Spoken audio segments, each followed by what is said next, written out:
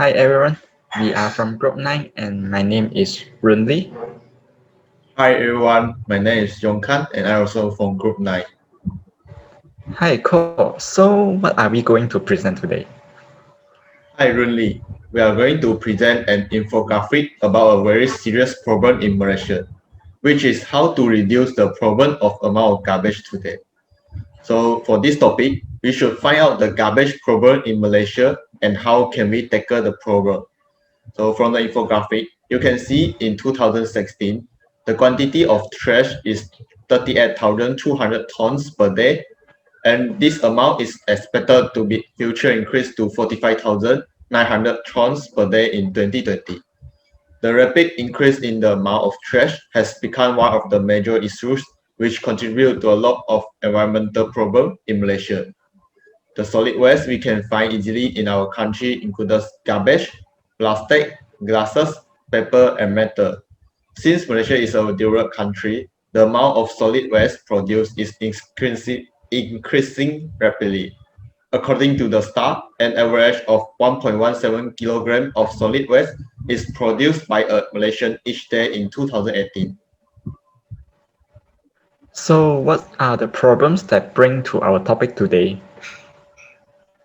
In my opinion, the first problem is the lack of public awareness. Our government had organized a lot of 3R awareness programs, which are reduce, reuse, and recycle, but failed to make a difference due to inadequate public response. Recycle bins were provided at most areas, but from the chart you can see that they were misused and more than 40% of non-recycled items are found inside. In the meantime, approximately 40% of waste are found recyclable in the dustbin. So they are sent to the landfills due to the insufficient knowledge and awareness of people about recycling. As a developed country, the total recycling rate in Malaysia is relatively low, which is only 28% compared to other countries, such as Germany, which has a recycling rate of 68%. So Malaysia really need to increase their awareness on this problem. So besides that, there's another problem, which is also a global problem, the important plastic waste from other countries. From the infographic, you can see that before 2018, all the developed countries will send their plastic waste to China, which is the largest global importer of plastic waste. So after the announcement of China to ban on the import of plastic waste in 2018, they are starting to be transported to Southern ASEAN countries, including Malaysia. So by helping other countries to settle plastic waste, a company can earn a lot of profits. In 2018, more than 250 shipping containers of plastic waste were illegally shipped to Malaysia, and it's very challenging to transport it back due to the immigrants problem. And we need to know one thing, then that is not all type of the plastic waste can be recycled. So how does the company settle it? So they will take an alternative way, which is burning it. Since most of the plastic are low quality and contaminated, hence it will release toxic chemicals which are harmful to our environment. So Malaysia government should take it seriously and enforce the law to prevent illegal importing and burning. Yeah, indeed, they are very serious trouble to our country. So in your opinion, what are the effects and how serious that they could bring to our country? Yeah, so I think the pollution is the main effect that will bring to our country, and it will definitely harm humans' health. Since most landfills in our country are open air location, the bacteria can be easily spread to the air. When there's too much garbage, illegal dumping will occur, and this is very hard to control by our government. The illegal dumping site will attract a lot of insects, especially flies, and also will spread the bacteria around the residential area. It will cause a lot of illness, especially food poisoning. Then the overflowing trash also occurs another problem with the air pollution, as when we burn the solid waste, such as plastic, we will produce a greenhouse gases such as methane gas, carbon dioxide, and nitrous oxide. So these air pollutants will endanger citizen health and lead to various respiratory disease and also skin disease. The overburdened amount of trash at a landfill site also will cause water pollution if the garbage flows into the river during the rainy day. So it will alter the natural composition of water and destroy habitat of aquatic life. So when they destroy the habitat, they also kill all the fish or any animal inside the river. So besides this, the pollution also will directly affect our country economy. So air pollution kills millions of people each year and cause the decrease of human resources. The reduction of manpower will cause a drop in currency when we need to hire the foreign workers. Water pollution also will affect the fishing and also tourism industry. The pollution kills marine life in the sea and also cause the coral bleaching. So this will cause our landscape to become polluted and tourists will lose their interest to visit to our country or come for diving. So last but not least, the pollution also will affect the value of property in Malaysia. So when buying a property, of course everyone want to buy in a clean environment. So when the properties is near to the landfill or dumping site, no one had interest to buy that. So according to a statistic, there's a drop of 25% of the value of properties that near to the landfill or landing site in 2020. So because of pollution, a lot of resources are lost in our country. So this is all for the seriousness that bring by the amount of garbage in Malaysia. So really, after listening to my opinions on problem and seriousness of the topic, do you have any ideas or solution about tackling the problems that I have said just now? Yeah, sure. So first of all, to solve the plastic waste problem, I think we can use the Azure to incinerate the plastic that are important from China, for example, as they are sending their waste to our country, but we are not here to discuss about why they did it to pollute our country because of economical issues, beneficials, or something like that. We are not here to talk about it today. So to solve the problem, what we can do is by using the Azure.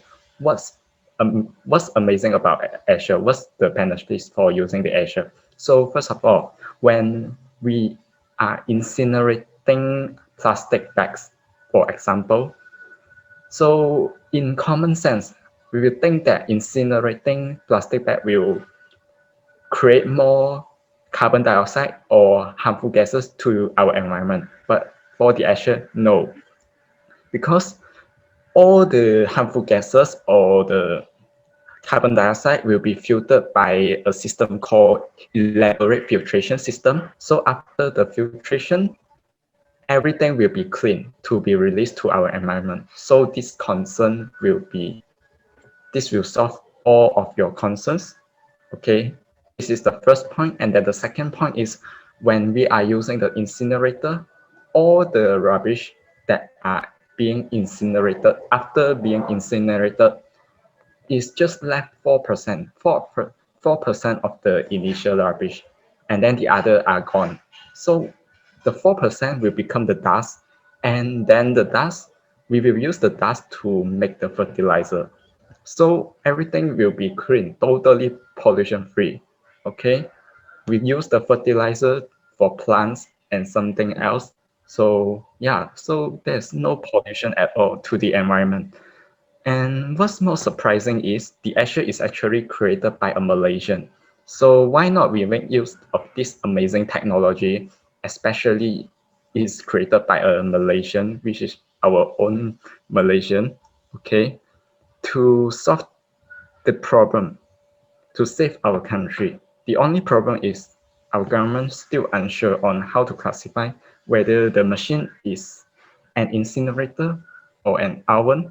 Okay, so the price is still uncertain for us to set the price to export to other country.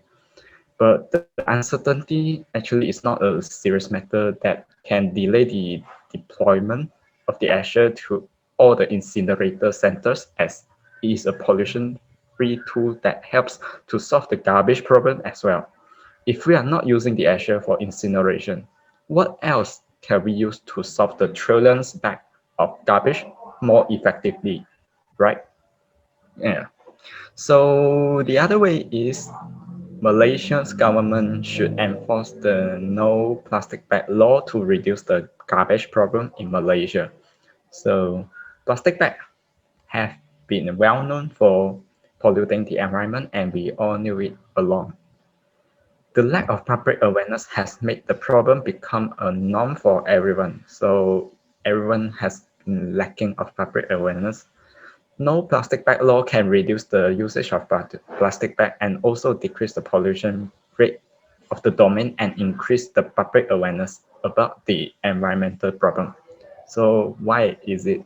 Why did I say so?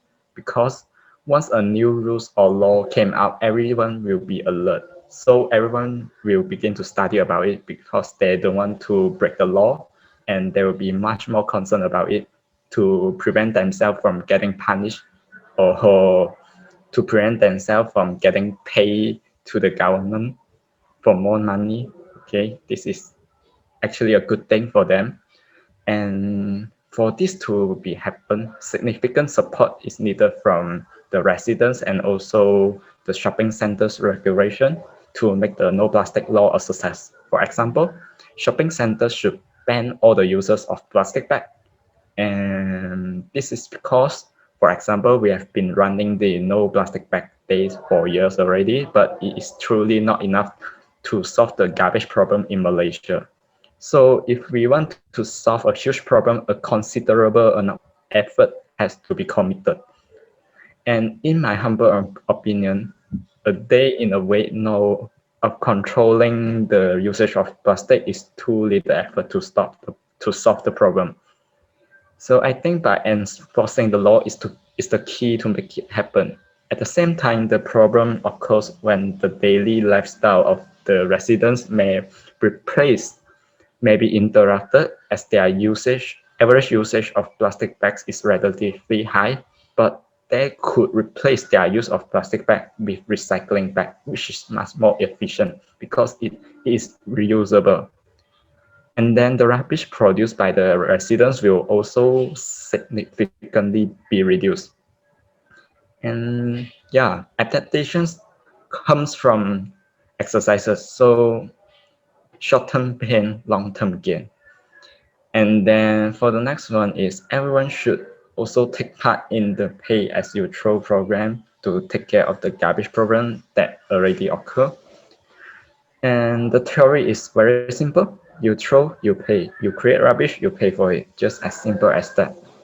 And the pay as you throw program can restrict the amount of garbage to be thrown by the residents of Malaysia and also raise public awareness about environmental problems. Residents will be charged a fee for each bag or can of waste they created by taking North America as a good example. The residential waste actually declined from 9% to 38% and increasing recycling from 6% to 40% by just having all the residents to take part in the pay as you throw program. So this is a very good example by looking at the data. This is this is just amazing, right?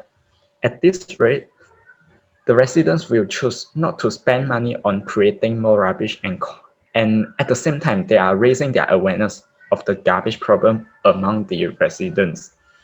Although we are running another program which is called as reward for recycling program, okay, but it still doesn't seem to be as effective as expected. So I think it needs an alternative way to solve the problem, and here's the reason for the pay as you throw program to run in our country. And also some people might make some excuses for having difficulties changing their living lifestyle. Okay, but in my humble opinion, if we are really passionate to save our earth, save the environment, we should not make any excuses for our own self-beneficials because it is our responsibility to take care of the earth. Yeah, I think that's the solution from me. Yeah, good idea and solution for Runbi. So I think all of our citizens and the government should take part together to solve this problem. So Runli, after we had discussed for so long today, can you help me to make a conclusion for our discussion? Yeah, sure. So all in all, the garbage problem in Malaysia is causing some serious pollution to the environment as stated in the infographic, as you can see.